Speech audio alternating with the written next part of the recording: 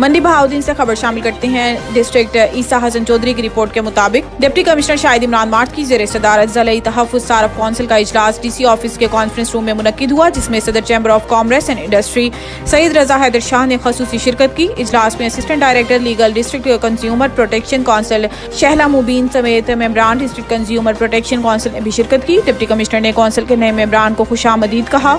Deputy commissioner Shahid Imran mart का कहना था कि हुकूमत पंजाब ने सार्फिन के हकूक के लिए 2016 में ज़िला तहफ़्फ़ुज़ सारिफ काउंसिल मंडी बहाउद्दीन कायम की, जो मुख्तलिफ मराहिल तय करने के बाद अब पूरी तरह सरगर्म अमल है और सार्फिन के हकूक के तहफ़्फ़ुज़ के लिए पूरी तरह कोशां है।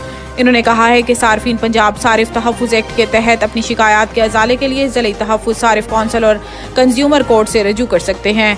डिप्टी कमिश्नर ने हदायत की है कि ज़िला तहफ़्फ़ुज़ सारिफ काउंसिल जिला भर में अवामुन्नास सार्फिन की रहनुमाई और इनकी आगाही के लिए भरपूर तरीके से आगाही मुहिम चलाए और इस हवाले से जिला की अहम शाहराहों, बाजारों और दफातर पर बैनर्स आवेज़ा किए जाएँ और पम्फलेट्स तकसीम किए जाएँ।